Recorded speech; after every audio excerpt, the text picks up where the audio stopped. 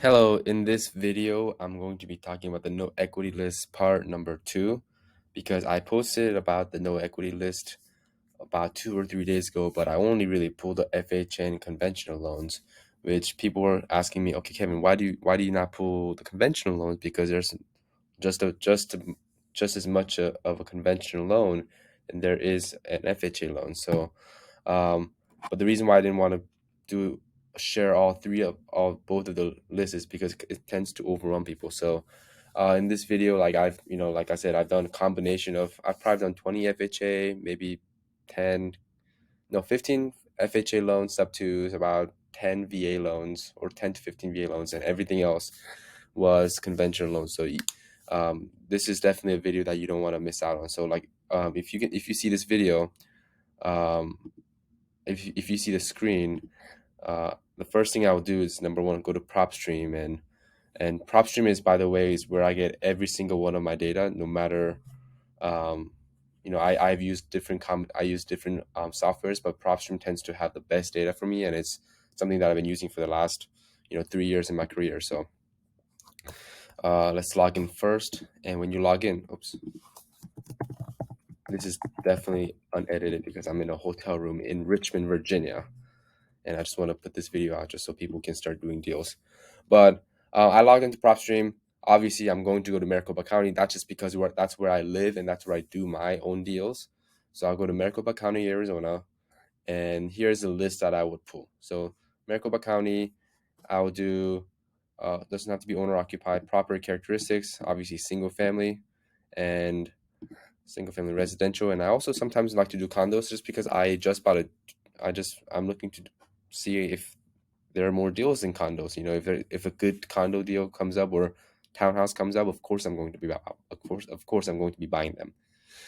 Another thing that I would add is vacant land, because those are houses that are built in the last 3 years, but PropStream considers it as a vacant land. And I'll go to vacant land under property character classifications and property types. I'll scroll all the way down, and I would find let's see, where is it? Where is that? Vacant land, residential vacant land, and vacant land in general. These are the two things that I absolutely need to have. Everything else, these are like commercial buildings, so I don't really mess around with it too much. MLS status, active, for sale, of course, nothing different than the FHA and VA loans. Ownership info, I used to put 2 years, but now the challenge with putting it only 2 years is there are homes that was owned for less than 3 years that have that also have no equity. So I want to broaden up the pool, but also the challenge is the last 12 months, all the houses I would buy in the last 12 months, they have a high interest rate. So I want to go after the houses between 12 to 36 months, because that's the benefit of doing a sub two. So ownership information, 3 years. Owner type, individual, of course, nothing much different here than the previous FHA and VA list. Valuation in and equity info, this is where it gets different, because I put 80 loan to value 80% max. So these are all the houses that PropStream considers that they have 20% or lower in equity.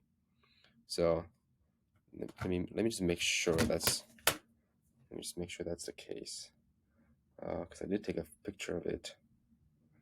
80%. Oh no, sorry, I that's wrong. 80% or more. So it should be on the minimum side. Yeah. This is definitely, I always get those confused. And the mortgage info, 1 or 2 is fine. I just leave it as is. But on this one, I'll click conventional loans.